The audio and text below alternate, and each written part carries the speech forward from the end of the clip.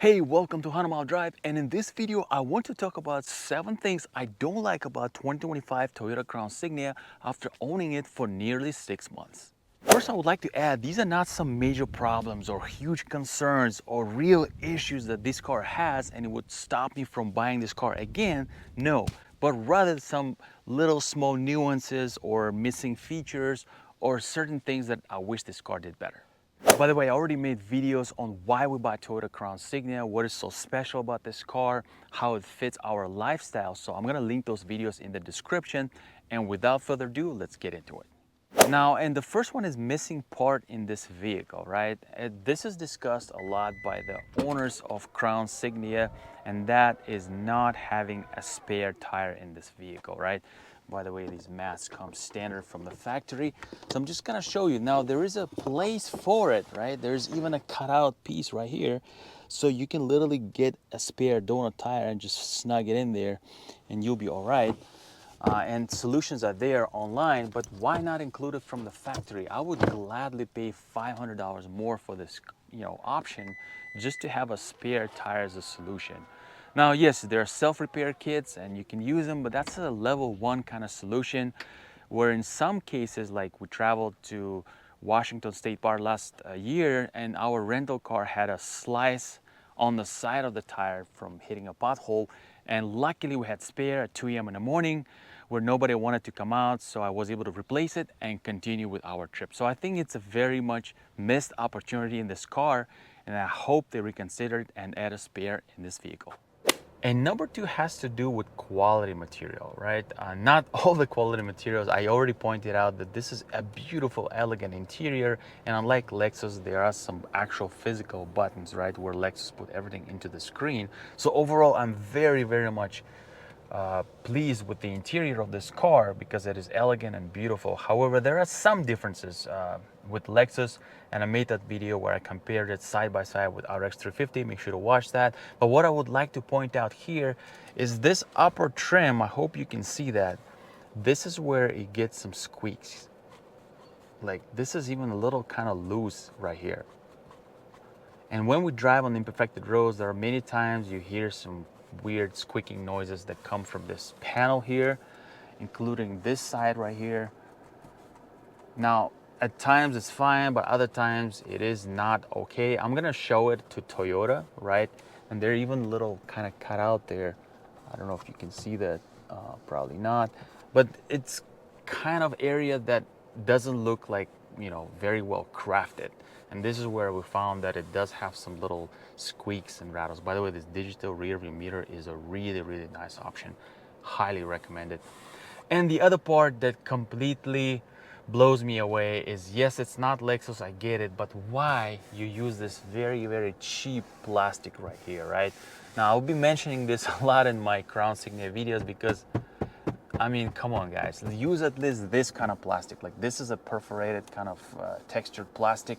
It looks much more elegant and nicer, but this is feels like kind of on-the-go solution for, whatever reason it is.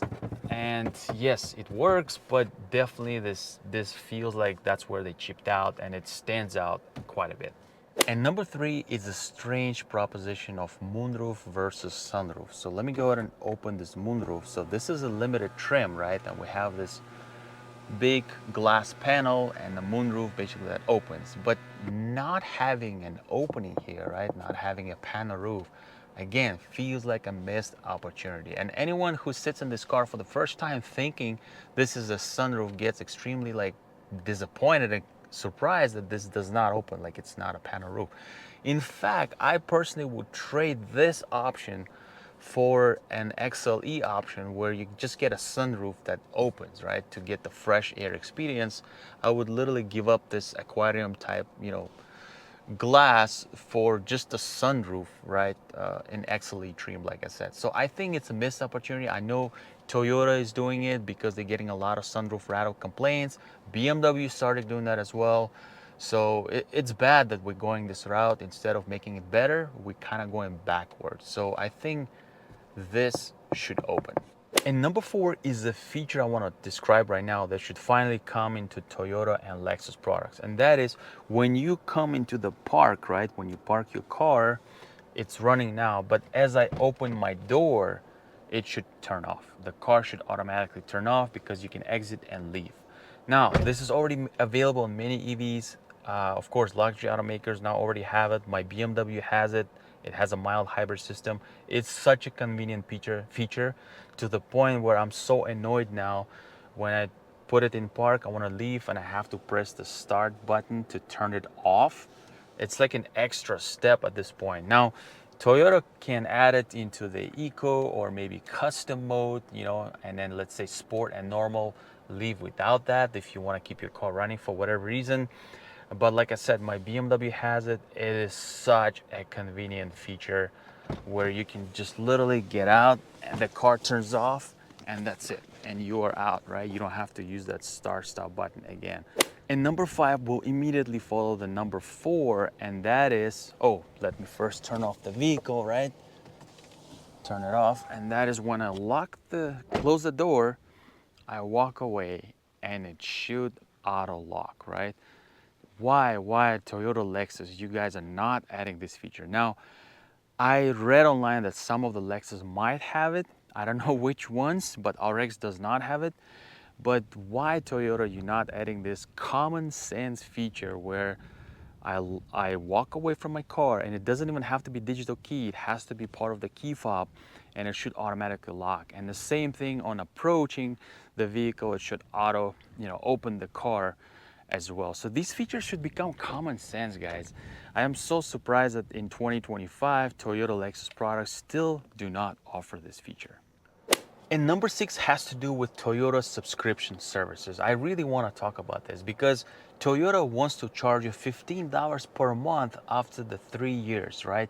Well, let's talk about it. Guess what? My car had a glitch in it and it stopped working basically in my vehicle, and I had a message on my screen to renew my subscription, right? Well, it allowed me to see what are the features that work in the vehicle and which do not. So I noticed my voice commands were not working. It kept saying to upgrade, and car navigation was also not working. It's called like a cloud navigation. So basically your in-car navigation will go away as well. Only your Apple CarPlay and of course your car settings menu will work. And all your, of course, start stop features, your climate controls in the apps, everything will be disabled as well. Now, this I feel is completely unfair. Why? Because let's say my BMW, right? I was able to purchase the remote engine start feature for lifetime. Yes, I paid $300 for it, but you can keep the car forever and it's all included. I even bought an app called Drive Recorder so you can record from internal cameras that car has any accident or any event I want to record quickly on the go. I think Toyota should add that as well because they have all the cameras. Nevertheless, in BMW, I can lock unlock for free, and I can even set my climate control rules, like if it drops below 50 degrees, start the heated seats and all that, or start cooled seats if it goes above, let's say, 95 degrees. So all that is free. So why Toyota wants to charge you for all of that? Now, even if you take Tesla, right? Tesla only charges you $9.99 for premium connectivity, for streaming services and all that. And you can opt out from that as well. But again, your standard feature will work. Somewhere I read that it's only for 8 years, but 8 years is a good time where you can trade out of your Tesla. Like many people do not keep their cars past like 5 years. So I think it's a huge downer with the fact that they disable a ton of features in this car, forcing you to pay this 15 bucks. And number 7 has to do with adaptive cruise control, right? This car even have a traffic jam assist feature, which in stop and go traffic, you can fully stop and then follow the traffic in front of it. Now, yes, that's pretty cool and it does work. But what I really don't like about the adaptive cruise control is that here in LA highways, right? We have a lot of mountains and a lot of curvy roads, and it has a tendency to get out of the lane when, let's say, a lane curving right, and then it's curving left, and then maybe right again, and it's very gradual, right? And in between, it will lose control and it starts exiting the lane. It'll be just wandering around, very unsafe. Now, I'm not saying it has to navigate through Mulholland Drive like Tesla does. No, this is not L2 or L3 kind of driving assist. No, but it should be at least solid following the lane on the freeway at least 65 miles per hour. Now, the other issue I really have with this adaptive cruise control, if you driving on 2-lane highway like Interstate 5 highway or basically your basic freeway in the right lane, whenever it sees the exit, many times it just immediately wants to exit, right? The steering wheel just move and it wants to exit, where it's super dangerous, right? At that speed, it wants to exit the highway. So they should figure out that it should stay in its lane, in its major lane. It should not, try to exit the freeway. Now, there are times it doesn't do it, but there are many times it does it. So there you go, guys. These are the 7 things I wanted to talk about in this Toyota Crown Signia, right? Like I said, these are not major complaints or issues. These are some of the things I would love to see in this car. I really like it. I think it's a great product, and I'm really happy that this particular car came to us from Japan, because we are enjoying it here. And it does feel very close to Lexus. Now, there's one more thing I do want to discuss very quickly, and that has to do with the suspension. And I didn't include it as an issue number 8 because I know it's not Lexus. But what I have noticed is that we took this car on already few long trips in Bay Area and then some other places. And when you drive on highway, of course, at the higher speeds, what happens is when you hit those imperfected roads like dips or bumps on the highway, there are times that this suspension, because we know it's a comfortable soft suspension, it has a tendency to go up and down a lot, right? It travels up and down a lot. Now, yeah, you will say this is a normal behavior, right? Well, while it is, it feels kind of weird, because in certain times, it almost feels like you're in some kind of nose of some kind of big boat, right? And it just going in a huge way up and down. So I am actually surprised how controlled it is, right? It's not wobbly like Toyotas used to be in the past. And I had 3 Camrys in my lifetime when I was a teenager for almost 10 years. I know how wobbly Toyotas used to be. So I'm quite actually impressed that even with the soft suspension, it has a very good control. But what I'm hoping is that Toyota adds a little bit sophistication, something that, let's say, Lexus RX 350 has, which is called twisted valve, right? Where it's very simple. It's not electronic adaptive suspension where it electronically measures everything on the road. It's rather just based on speed. Like in the city, just keep the way it is. It's very soft and very nice. In the highway, just tighten it up a bit, right? So that in those bigger imperfections and bumps, those scenarios where we're going at the higher speed, it's a bit tighter and it doesn't allow car to travel too much on its suspension, right? So the shocks keep it a little bit tighter. So that's just my wishful thinking and something I hope that Toyota considers. Other than that, let me know what you guys think. Do you like Crown Signia? Are you researching this vehicle, considering to buy it? Let me know what questions you have. I'll be glad to answer them. And if you want to watch another video where I did compare Crown Signia to Lexus RX 350, make sure to watch it right here.